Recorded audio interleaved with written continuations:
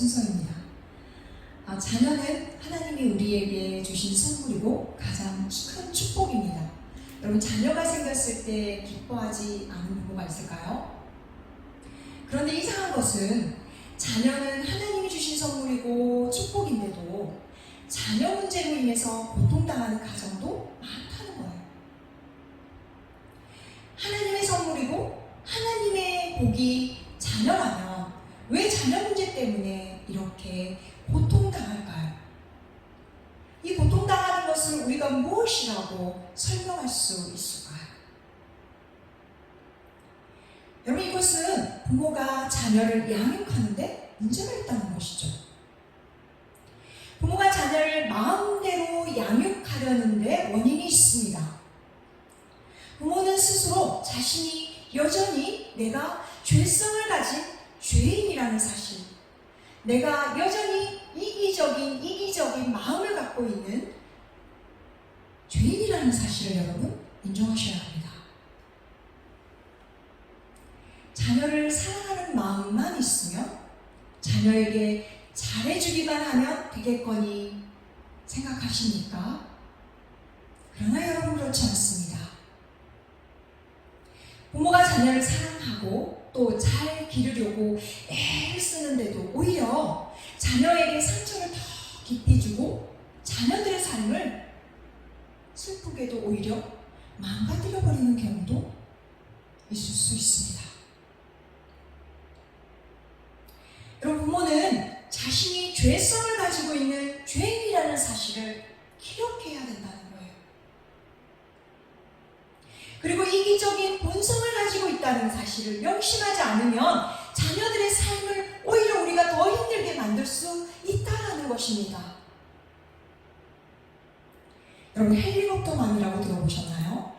자녀 양육과 교육에 있어서 극성스러울 정도로 힘을 쏟는 부모를 헬리콥터맘이라고 한답니다. 헬리콥터처럼 자녀의 머리 위에서 항상 두두두두두두두 프로펠러를 돌리면서 대기하고 있는 것이죠. 여러분, 이런 헬리콥터 부모가 대학까지 진출했대요.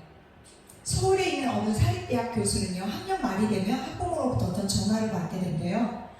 우리 애가 열심히 공부했는데 성적이 이렇게 안 나온 이유가 뭐냐고 따져 물었대요. 실제로 여러분, 총장실로 학부모들이 전화를 하는 경우가 많다고 합니다. 교수가 학점을 적게 주는 것에 대해 항의 전화를 초장하게 하는 거예요. 어떤 교수는요, 강의실에서 왜 중년 부인이 앉아있어서 깜짝 놀라서 어떻게 오셨냐고 물어봤더니 자기 아이가 아파서 대리 출석했다고 말씀하더래요. 여러분, 요즘 대학이 유치원이 됐습니다. 여러분, 들으시면서도 너무 어이가 없으시죠? 저도 학교에 있는데 실제로 이런 전화 받습니다. 그러나 여러분, 이것은 정도의 차이일 뿐 우리 모두가 이러한 성향을 가지고 있다는 거예요. 아이들을 사랑하고 또 더 잘 기르고 싶은 마음 때문에 여러분, 이것이 지나쳐서 오히려 아이들을 더 망치게 되는 경우가 있을 수 있다는 것입니다.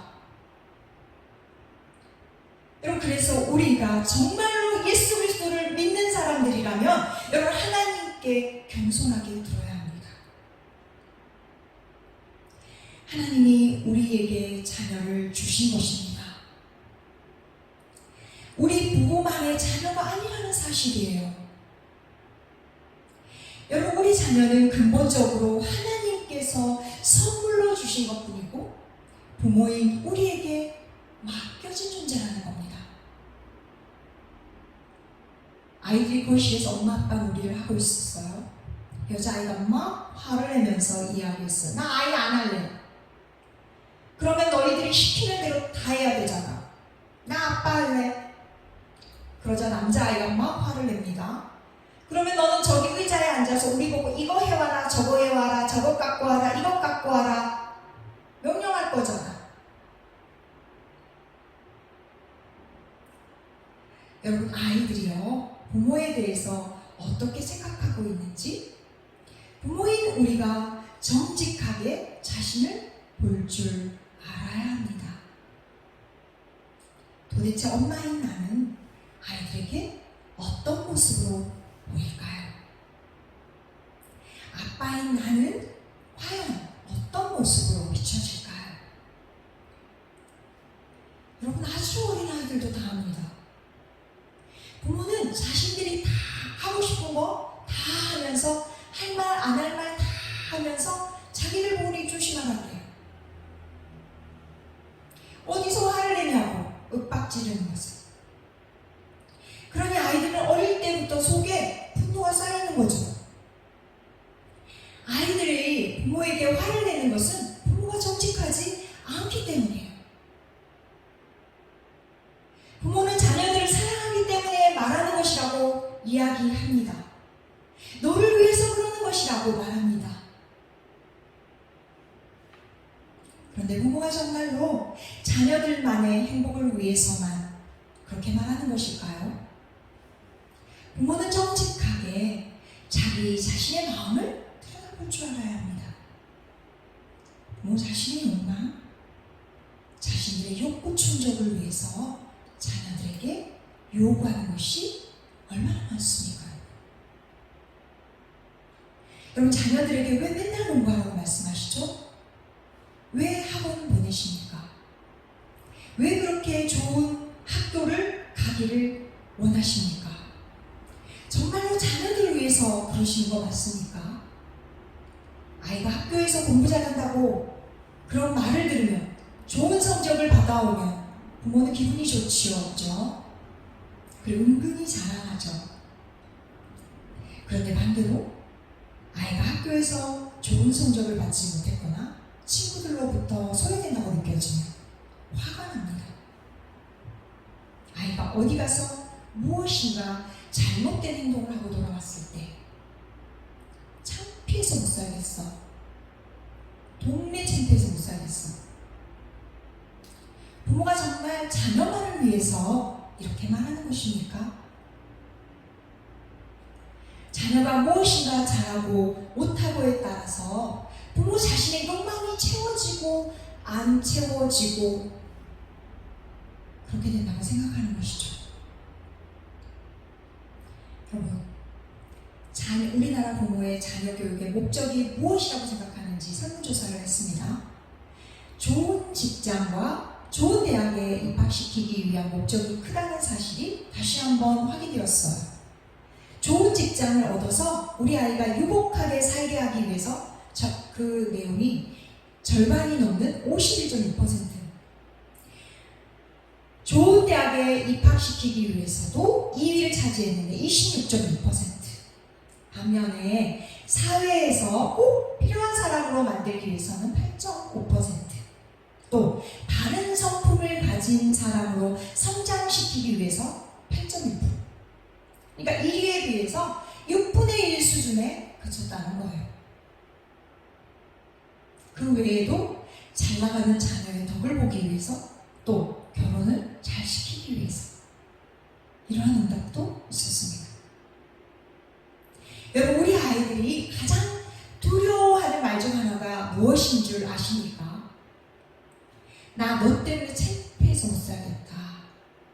여러분, 이것은 자녀들에게 엄청나게 무서운 말로서 깊은 상처를 주는 것입니다. 아이들은 자신들의 성적 때문에 절망하는 것보다 부모가 성적 때문에 자기를 사랑하지 않고 창피하게 생각한다고 하는 것에 더 절망합니다. 자기가 무엇인가 잘못해서 다른 친구들에게 뒤떨어진다고 생각하는, 그래서 부모가 창피해서 그것을 창피하다고 느끼고 자녀는 심지어 죽고 싶다는 생각까지도 하게 된다고 말합니다.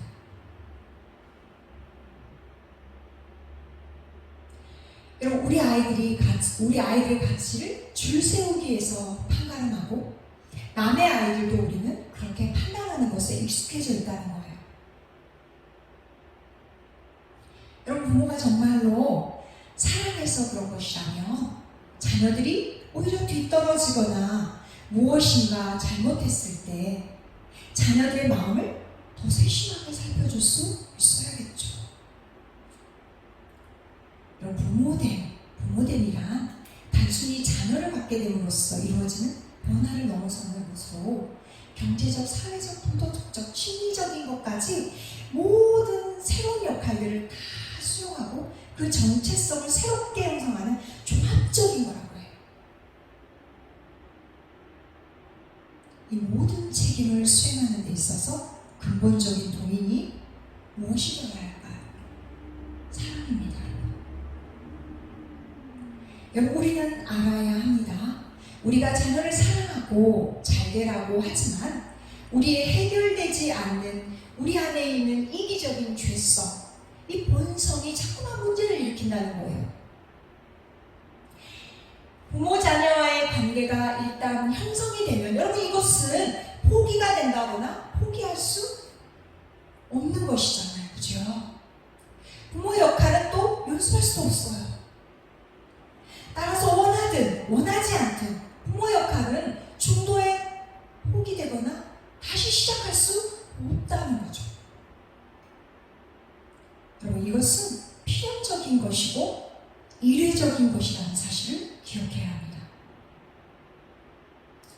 여러분, 창세기를 보면 하나님이 인간을 창조하실 때에 하나님의 형상을 따라 하나님의 모양대로 창조하셨다라고 말씀하고 있습니다. 여러분, 이 메시지가 우리에게 무엇을 말씀하고 있는 걸까요? 하나님께서 세상을 지으신 다음에 그곳에 이 세상을 누가 지으셨는지, 누가 주인인지 표시해 놓기를 원하셨는데 그 표시에 해당되는 것이 곧 사인에 해당되는 것이 바로 누구일까요? 인간이라는 것입니다. 하나님께서 자신을 드러내실 때에 인간을 통해서 그것을 드러내셨다는 거예요. 여러분, 인간이 귀한 이유가 인간이 하나님을 반영하는 존재로 지음받았기 때문이에요. 창세기 1장 26절에 보면 하나님이 이르시되 우리의 형상을 따라 우리의 모양대로 우리가 사람을 만들었다라고 말씀합니다. 그럼 이 말씀의 의미가 무엇일까요? 여러분, 하나님의 형상이라는 말은 구체적으로 말하면 하나님의 다스리는 역할을 말합니다. 인간이 하나님의 형상 따라 지음받았다라고 하는 말은 그래서 하나님께서 다스리듯이 하나님이 인간을 지으셔서 하나님 대신 동산을 다스리게 했다라는 것이죠. 그 역할을 아담과 하와가 하도록 하나님께서 지으셨다는 겁니다. 실제로 창세기를 읽어보면 아담과 하와가 동산의 모든 동물들에게 이름을 지어주고 있습니다. 아담이 이름을 붙여주면 곧 그것이 그 동물의 이름이 되죠. 아담이 하나님을 대신해서 동산을 경작하는 일을 맡은 것이죠. 여러분, 하나님을 대신해서 하나님이 지으신 피조 세계를 다스리면서 하나님을 반영하도록 지어진 존재가 바로 인간이다라는 것입니다. 다시 말해서 인간의 가치와 의미가 어디에서 나온다는 것이죠? 여러분, 인간의 가치가 어디에 있습니까? 여러분, 인간의 가치를 들여다볼 때 대부분 내가 무엇을 가지고 있는지를 생각합니다. 우리가 거기에 훈련되어 있습니다. 그래서 자신을 볼 때도 또 자녀들을 볼 때도 아이가 가지고 있는 어떠한 기능들을 통해서 평가합니다. 사실 이것이 우리가 살아가는 이 세상이 우리에게 들려주는 이야기죠. 여러분, 우리 인간의 가치가 어디에 있느냐라는 질문을 받자마자 우리는 자기 자신을 먼저 들여다본다는 거예요. 그러나 오늘 창세기 1장이 우리에게 전해주는 메시지는 인간의 가치와 의미가 어디에서 온다고요? 그것은 인간에게 있지 않다고요. 그것은 하늘로부터, 하나님으로부터 주어진 것이다 라는 것이죠. 곧 우리 자녀들의 존재의 가치가 불확실한 흔들리는 나나 부모나 자녀가 아니라 흔들리지 않는 하나님에게서 왔다라는 것입니다. 여러분, 여기서 형상이라고 번역된 히브리어는요, 동산이라는 뜻이 담겨 있습니다. 여러분, 우리가 광화문에 나가면 어떤 큰 동상들을 보게 되죠. 그런데 여러분, 그 동상을 볼 때 그 동상이 실제 인물보다 크든 작든 잘생겼든 못생겼든 여러분, 우리가 그것을 보고 무엇을 떠올리죠? 실제 인물을 떠올리게 되어 있잖아요. 그죠? 그 동상이 반영하고 있는 실체가 무엇인지 그것이 더 중요하다고 우리는 알고 있다고요. 하나님께서 저와 여러분을 가정이라고 하는 삶의 현장 가운데 보내셔서 마치 하나님의 동상처럼 우리가 어떠한 존재들이든지 간에 우리의 존재를 통해서 우리의 가정에서 하나님이라고 하는 실체를 드러낼 수 있도록 우리를 여기에 보내셨다라는 겁니다. 그렇다면 부모는 자녀들에게 누구를 반영하고 있는 건가요? 우리가 왜 하나님의 다스림, 하나님의 나라, 하나님의 통치를 간절히 기도합니까? 여러분, 하나님께서 임하시는 곳에 특징이 있잖아요. 무엇이죠? 그분의 성품이 드러나거든요. 그분의 성품. 그분의 성품이 무엇인가요? 그분의 성품이 드러나는 곳에는 사랑과 정의, 공의가 나타나기 때문에 그렇습니다. 하나님이 사랑과 공의로 우리를 다스릴 때 반드시 그곳에 임하는 것이 있죠. 우리에게 생명과 평화가 임하게 되어 있습니다. 하나님이 임하는 곳에 생명과 평화가 임한다고요. 그렇기 때문에 우리가 하나님의 통치를 간절히 사모하고 기도하지 않습니까? 주님, 우리 가정에 주님이 주인 되셔서 통치하여 주옵소서. 기도하지 않습니까? 여러분, 우리가 하나님께, 우리 가정이 하나님께서 맡기신 가정이라는 그 자리에 하나님으로부터 보냄받은 자로서 우리는 자녀들을 살려내야 합니다.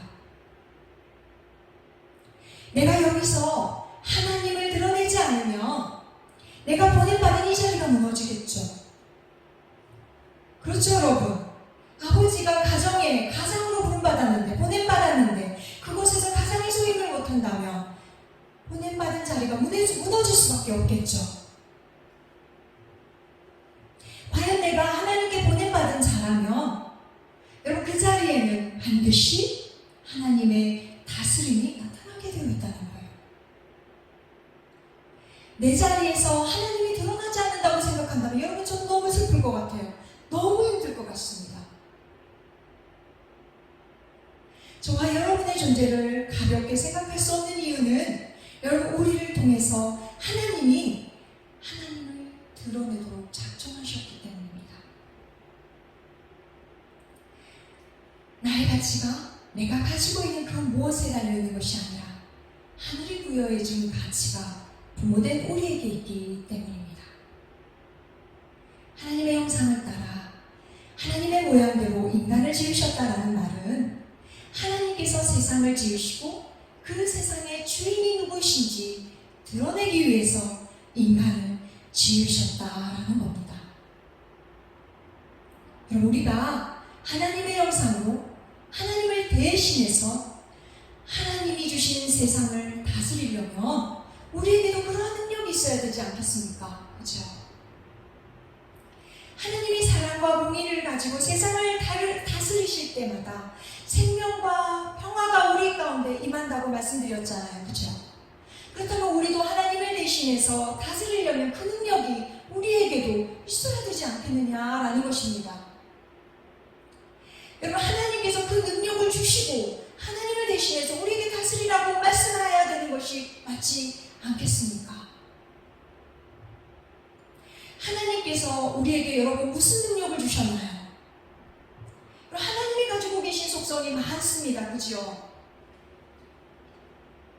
그러나 여러분, 하나님의 모든 활동과 계획이 바로 하나님의 사랑의 성품에서 시작된다는 것입니다. 인간도 마음을 가지고 있습니다. 여러분, 하나님처럼 인간도 생각하고 계획하고 감정을 가지고 결단하는 존재입니다. 그래서 다른 모든 비전을 남들보다 달리 내면을 가지고 있고, 내면을 가지고 있는 인간은 자신의 내면을 성찰할 줄 압니다. 다른 어떤 사람과도 똑같지 않은 독특한 개성을 가지고 있는 것이 인간입니다. 우리 가운데 어느 한 사람도 여러분 같은 사람이 없잖아요. 하나님이 나를 이 세상에 단 하나밖에 짓지 않았다는 거예요. 무엇보다도 여러분 인간도 사랑합니다. 그 사랑의 대상이 무엇이든지 간에 인간도 하나님처럼 무엇인가를 사랑한다는 거예요. 저와 여러분은 하나님을 닮아서 하나님으로부터 사랑을 받은 사람, 그렇다면 하나님을 사랑하게 되었습니다. 간절히 여러분 하나님을 사랑하고 갈망하면 그 하나님을 닮아가고 싶잖아요. 그러면 우리도 예수님을 닮아가게 되겠죠. 그래서 가정이라는 삶의 현장에서 하나님처럼 다스리며 사람을 살리고 평화를 드러내게 될 수 있다는 것이죠. 하나님이 사랑하시는 신방교회 부모님들, 여러분 모두가 먼저 자신이 하나님이 이 가정 가운데 나를 부모로 보내셨다라는 사실을 여러분 그 정체성을 발견하시길 소망합니다. 더 나아가 자녀들에게 자신들의 정체성이 어디에 있는지 분명하게 가르치시길 바랍니다. 여러분 자녀들은 말하지 않아도 합니다. 무언으로 질문합니다. 엄마 아빠 예수님 믿어서 좋으세요? 왜냐하면 그 친구들과 그 친구들의 부모님들은 믿지 않은 사람들이 더 많거든요. 이에 대해 우리는 대답해 주어야 합니다. 이유가 무엇이죠? 예수님을 믿음으로 너무나 행복하다는 것입니다. 엄마 아빠가 예수님 믿어서 행복하다는 것을 말이 아닌 행동으로 보여주어야 한다는 것입니다.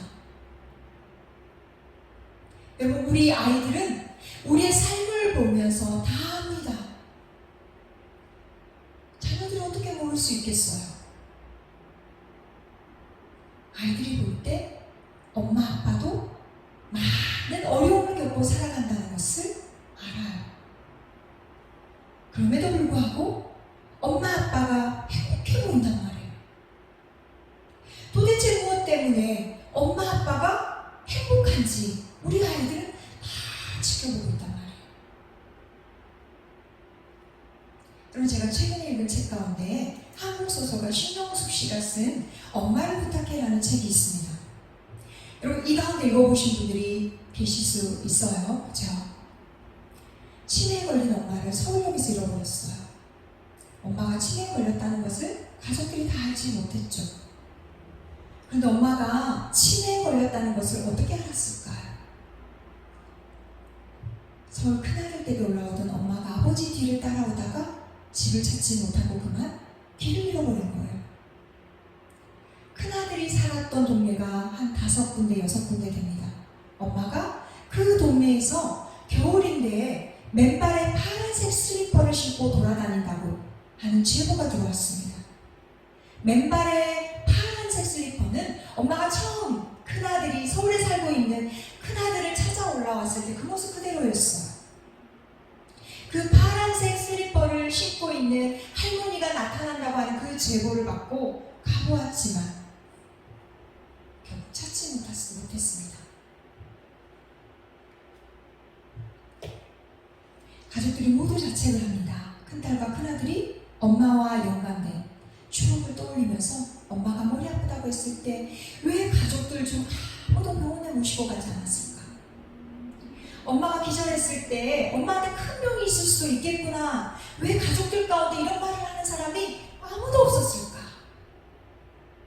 그렇게 자책하는 이야기들이 소설의 전반부입니다.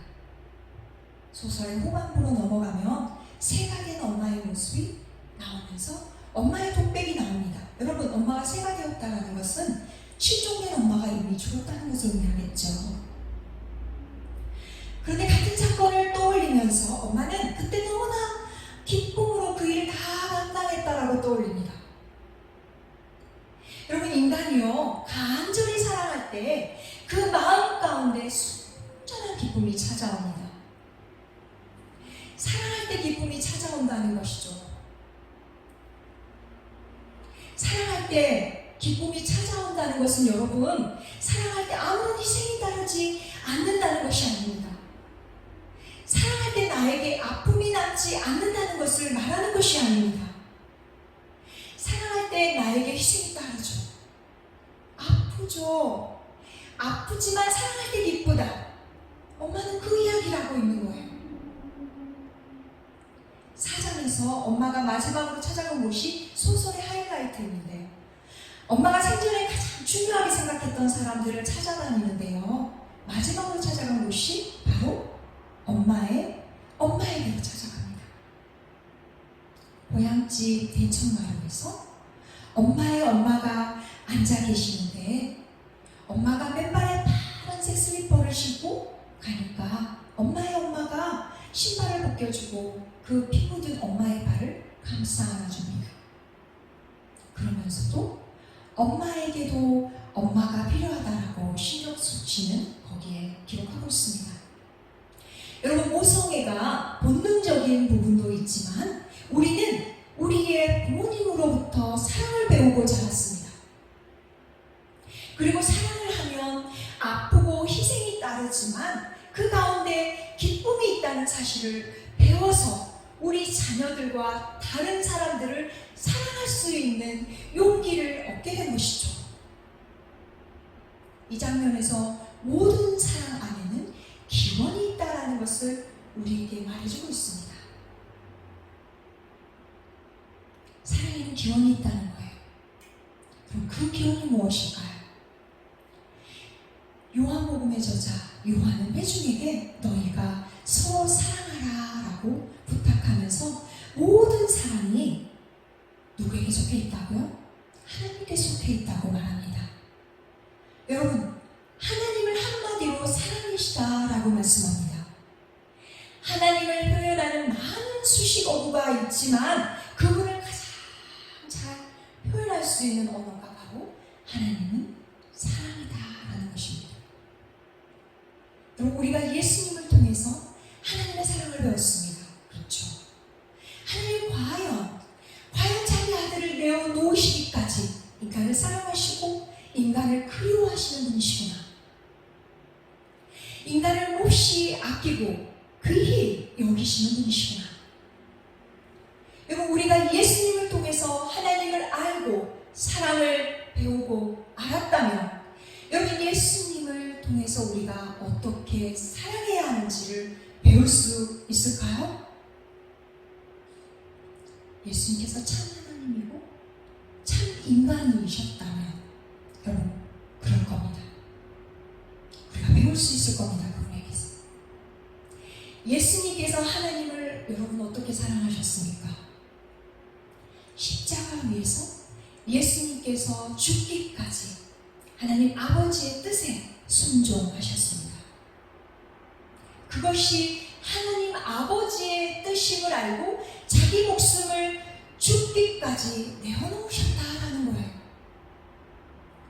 여러분, 예수님의 수치와 고난을 말하면서 예수님이니까 쉽겠지, 많은 사람들이 이렇게 말합니다. 그러나 여러분, 히브리서 기자는 말합니다. 예수님께서 우리와 똑같은 인간이 되셨고 우리가 가지고 있는 모든 인간의 연약함들을 다 가지고 계셨다라고 말씀합니다. 우리와 동일한 연약함을 가지고 계시면서 우리와 동일하게 모든 시험에 노출되셨지만 그럼에도 그분이 죄악을 저지르지 않았다는 거예요.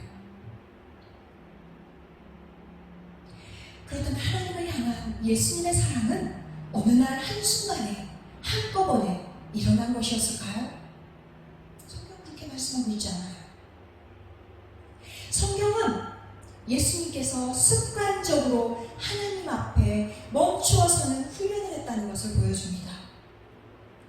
누가복음 6장 12절에 이렇게 기록되어 있습니다. 함께 읽어보세요. 화면 보시면 아시겠죠? 예수님께서 습관을 쫓아서 기도하러 산에 올라가셨다고 말씀해요. 누가복음 9장에 예수님께서 베드로와 야고보, 요한을 데리고 기도하러 산에 올라가셨다라고 말씀합니다. 여러분, 예수님께서 습관적으로 하나님을 만나고 생각하고 그리워하고 그분을 사랑함이 어떻게 표현되었다고요? 기도함으로 표현되었다고요. 여러분, 퇴근해서 집에서 무엇을 하십니까? 여러분이 소파에 앉아서 하시는 거예요. 습관적으로 여러분이 하시는 행동들이 있지 않습니까? 그죠? 여러분, 그것이 여러분의 밑바닥에서부터 자연스럽게 여러분이 욕망하는 것이 늘어나는 것입니다. 우리는 멈추어 서는 것이 힘든 쾌락의 시대에 살고 있습니다. 하나님을 사랑하는 것, 여러분, 이것을 어떻게 배울 수 있을까요? 여러분, 이것이 굉장히 어려워 보이나요? 성경은 우리에게 원리가 있다라고 말씀해 줍니다. 여러분, 예수님께서 그 원리를 가장 분명하게 보여주셨다는 겁니다. 여러분, 가정에서 기도가 훈련되어야 합니다. 자신의 가장 큰 고민거리들을 함께 나누고 기도함으로써 응답받는 경험들이 가정에서부터 이루어져야 합니다. 여러분, 우리의 신앙의 선배들도요, 하나님께서 우리에게 하나님의 사랑을 부어주시는 성령께서 역사하신 통로가 있다고 말씀하고 있거든요. 그것이 무엇입니까? 예수님께서 보여주신 대로 하나님 앞에 멈춰서서 기도하는 거예요. 하나님의 말씀을 여는 통로가 바로 기도입니다. 하나님의 말씀을 통해서 우리의 삶을 돌아보고 기도하는 것이죠. 하나님을 더 생각하고 기도하고 하나님의 말씀을 청종하고 나아갈 때 더 하나님을 사랑하게 되고, 거기에서 우리는 세상에 할 수 없는 순전한 사랑에서 오는 기쁨이 우리 가정에 찾아온다라는 것입니다. 그럼 이 매일의 삶 가운데서 습관이 된 하나님과의 사랑이 있어야만 우리가 아프지만 하나님을 사랑함으로써 우리에게 기쁨이 찾아온다는 이 경험을 여러분 할 수 있어요. 그럴 때 비로소 우리에게 가정은 사랑과 지지와 신뢰와 친밀한 변화가 일어날 수 있는 장으로, 성장이 일어나는 장으로 바뀌게 된다는 거예요. 여러분, 저는 좋은 공동체야말로 좋은 그리스도인을 만들어낼 수 있는 최고의 전략이라고 생각합니다. 여러분, 문익환 목사님의 평전을 읽어보면 문씨 집안이 일제시대 때 일본군의 폭력을 피해서 만주지방으로 이사를 가거든요. 나라를 빼앗긴 사람들이 명동이라는 마을에 모여서 조그마한 학교를 세웁니다. 거기서 한국을 가르치는 서당을 세운 것이죠. 그런데 어느 날 신식 교육을 받은 사람이 그 마을에 들어왔어요. 우리나라가 일제에게 핍박받는 이유가 신식 교육을 받지 못해서라고 생각하고 이 사람에게 아이들에게 신식 교육을 시켜달라고 부탁하죠.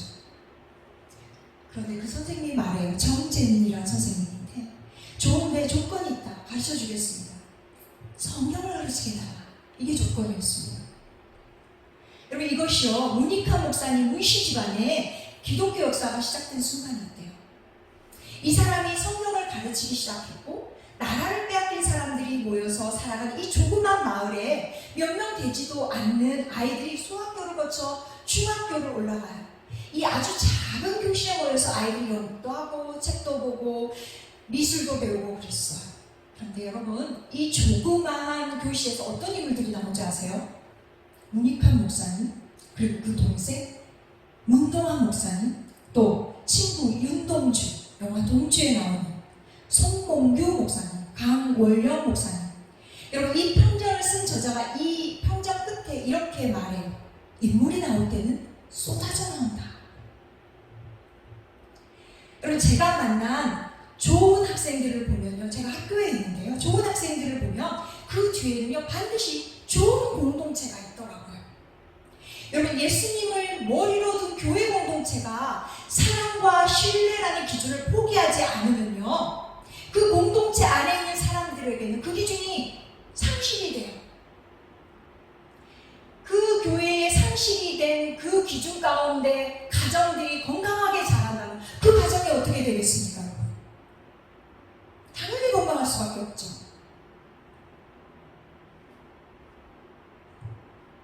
나중에 이 공동체 안에 있는 사람들이 밖으로 나가면 세상 사람들이 말하는 것이죠. 인물이 나올 때는 쏟아져 나오는구나. 여러분, 이 말이 현실이 될 겁니다. 여러분, 부모가 먼저 하나님을 경외하며 잘 믿어야 합니다. 그럴 때 가정 예배와 기도가 살아납니다. 그럴 때 우리 자녀들에게 변화가 일어납니다.